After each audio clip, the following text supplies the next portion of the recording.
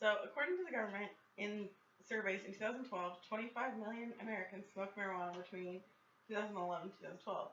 Of those 25 million, 7.6 million of them use marijuana habitually every day. This is the equivalent to almost 5 times the population of Idaho.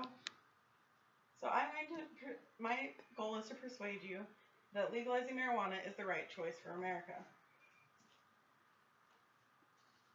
So I'm going to talk to you about the health risks of marijuana compared to tobacco and alcohol, the medical uses of marijuana, and the benefits to the economy and the profit from legalizing marijuana. The health risks of alcohol is a long list full of life-threatening issues. Some of these issues are those that are caused by short-term use, such as traffic accidents, alcohol poisoning, and violence.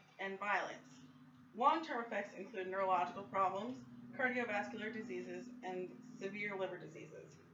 There are approximately 88,000 deaths caused by alcohol use each year.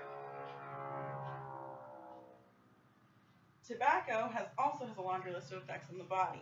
Among them are cardiovascular disease, strokes, coronary heart disease, and numerous types of cancer.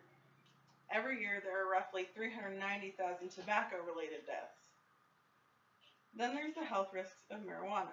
Richard Miller, a professor of pharmacology at Northwestern University School of Medicine in Chicago, said, "No question about it. It's absolutely clear that marijuana is much less dangerous than alcohol." According to Dr. Christian Hopfer, Associate Professor of Psychiatry at the University of Colorado School of Medicine in Aurora, the signs of marijuana addiction are subtle. Adults who smoke heavily, as in 4 to 5 times a day, every day, tend to have trouble learning, remembering, and dealing with complicated tasks.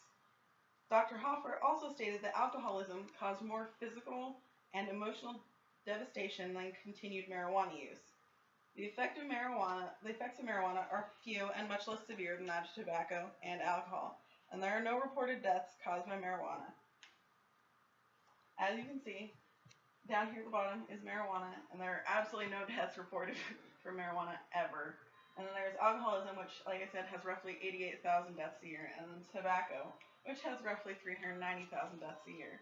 So it's definitely obvious that marijuana is much less harmful on the human body.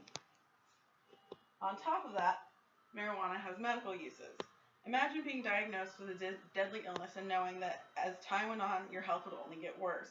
One of the side effects is that you will be unable to eat, or if you do decide to eat, you're going to end up not keeping it down. You'll start dropping weight drastically, which is only going to make you sicker. This is the sad reality that many AIDS patients faced until marijuana began being used for medical use. It was discovered that marijuana is an appetite. It increases your appetite, so they were able to eat more and keep it down, which made their lives longer and healthier, even with the illness still in place. It's a stimulant, so it allows patients to eat, as well as it allows AIDS patients, HIV patients, and cancer patients to eat, and stops their bodies from wasting away.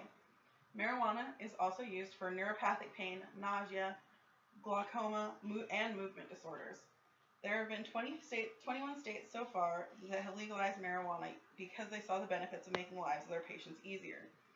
As of right now, there are also 2 states that have it legal for personal use, and there's a lot of states still working on making it legalized.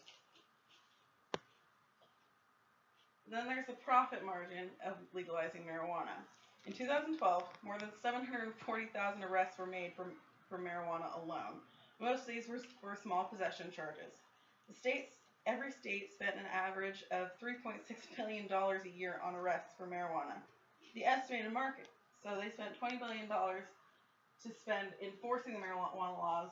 $900 is the minimum per capita cost spent by California, Nevada, and Washington on criminal justice for marijuana offenders. So when they do arrest offenders for marijuana possessions, they have to go through all the court fees and the booking fees, and that's $900 per person. And then there's the low estimate level that the state pays to actually arrest them. The $900 doesn't even include their arrest. It's $750 just to arrest the person. And then if they go to jail for the crime, it's $95 a day to house that inmate. So not only would they be saving money on arrest, they'd also be making money. The estimated market for marijuana right now is illegal in the illegal business is $333 billion a year.